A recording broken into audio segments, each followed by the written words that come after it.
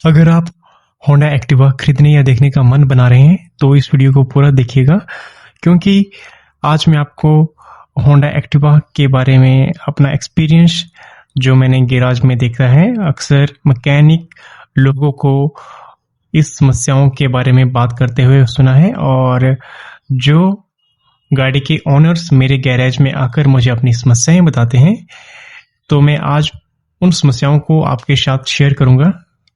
तो वीडियो में बढ़ने से पहले नमस्कार, मैं तेजस आरवी आपका स्वागत करता हूं मेरे YouTube चैनल पर। तो दोस्तों, आपने YouTube पर बहुत सारी वीडियोस देख ली होंगी होंडा एक्टिवा से संबंधित। तो मुझे नहीं पता है कि आपका उनके साथ कैसा एक्सपीरियंस रहा है, बट इधर आपको जो भी जानकारी मिलेगी वो जानकारी आपके लिए बहुत ही जरूरी होगी। तो बात करते हैं होंडा एक्टिवा। तो शायद होंडा एक्टिवा ये आपकी पर्सनल चॉइस हो सकती है कि आपको ये कैसी दिखती है या नहीं, बट मैं आपके साथ इसके रियल ऑनर रिव्यू शेयर करना चाहता हूं। तो चलिए मैं आपको इन समस्याओं के बारे में बताना शुरू करता हूं। तो इसकी सबसे बड़ी दिक्कत है बैटरी। तो दोस्तों जी हाँ, इन स्कूटी में आपको जो बैटरी मिलती है वो BS6 नॉर्म्स पर मिलती है। बैटरी तो वही पुरानी है, बट इस स्कूटी में सेंसर्स ज़्यादा बढ़ गए हैं। तो जैसे ही बैटरी ऑन होती है तो आपके DRL और बहुत सारे सेंसर्स ऑन हो जाते हैं, जिसकी वजह से जो बैटरी कंज्यूम होती है वो बहुत ही ज़्यादा होती है। अगर आप हर 10 मिनट बाद स्कूटी को बंद या ऑन ऑफ कर देते हैं तो शायद आपको इस समस्या का सामना करना पड़ सकता है। बाकी अगर आपकी बैटरी फुल है तो आपको ये खास दिक्कत नहीं देगी। ये आपको तभी दिक्कत देगी जब आपकी बैटरी लो हो जाएगी या आप सर्दियों में होंगे। तो बाकी इसकी दूसरी बड़ी दिक्कत है इसका प्लास्टिक काफ़ी लो क्वालिटी का है। इसमें जो स्विचेस भी लगे हैं वो काफ़ी लो क्वालिटी की कंपनी प्रोवाइड करवाती है। तो जो बटन है, ओनर्स हमारे साथ कंप्लेन करते हैं कि बटन इसके थोड़े ही दिनों के बाद खराब हो जाते हैं, और जिसका प्लास्टिक है थोड़े ही दिनों के बाद इसका कलर फेड होने लग पड़ता है। अगर आप स्कूटी की नियमित रूप से देखरेख करते हैं या पॉलिश करते हैं तो आप इस समस्या से छुटकारा पा सकते हैं। तीसरी बड़ी दिक्कत है फ्यूल लॉक और सीट लॉक। तो कई स्कूटी में हमें ये देखने को मिलेगा कि स्कूटी 1000 या 2000 किलोमीटर के बाद कई स्कूटियां जिनमें जो सीट लॉक था वो सही ढंग से प्रेस नहीं हो पा रहा था या उन्हें जोर से दबाना पड़ रहा था, और कई स्कूटियां जो तेल भरवा रही थी तो जैसे ही वे फ्यूल जो कैप को बंद कर रहे थे तो वो ऑटोमेटिक खुल रहा था। तो कई लोगों को इस समस्या के बारे में भी सामना करना पड़ा है। तो कई लोगों ने इससे चेंज भी करवाया, बट समस्या उनकी थोड़े ही दिनों के बाद ये दोबारा समस्या आना शुरू हो गई। तो कई स्कूटीज में जो रियर टायर है वो भी वहाँ से उन्हें साउंड देखने को मिली है। ये जो आपको साउंड देखने को मिलती है ये बेरिंग की होती है। कई स्कूटीज में जैसे 350 किलोमीटर के बाद वैसे ही चली थी तो उनके जो वेरिएटर रोलर हैं वो जल्दी घिस जा रहे थे। तो हमने देखा कि कई स्कूटीज को 1000 या 4000 या सिंपली 6000 किलोमीटर के बाद उनके जो वेरिएटर रोलर थे वो भी चेंज करवाना पड़े। तो बात करते हैं हम फ्यूल गेज के बारे में।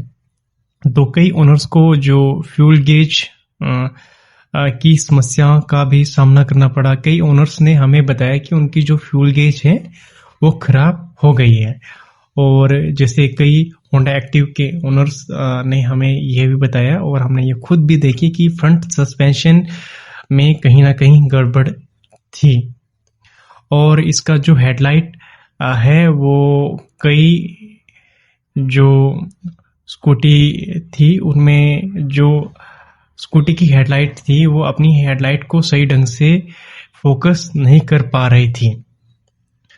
और अगर आप होंडा स्कूटी को या एक्टिवा स्कूटी को इसके इंजन की वजह से लेना चाहते हैं, तो मैं आपको बताना चाहता हूं दोस्तों कि कई जो स्कूटी थी इसमें हमें इंजन नॉइस भी देखने को मिली। और हम बात करते हैं इसके माइलेज के बारे में। तो कई लोगों ने हमें बताया कि उन्हें जो सिटी पर इसका जो माइलेज था 43 से लेकर 55 किलोमीटर देखने को मिला। पर मैं दोस्तों आपको एक बात क्लियर कर देता हूं कि जो आपका माइलेज मिलता है वो आपको प्रति घंटे आप कितनी रफ्तार से गाड़ी भगाते हैं उस हिसाब से मिलता है। कई आपको ये माइलेज आपको तभी देखने को मिलेगा जब आप आइडल 40 से 50 किलोमीटर के बीच में अपनी गाड़ी भगाते हैं।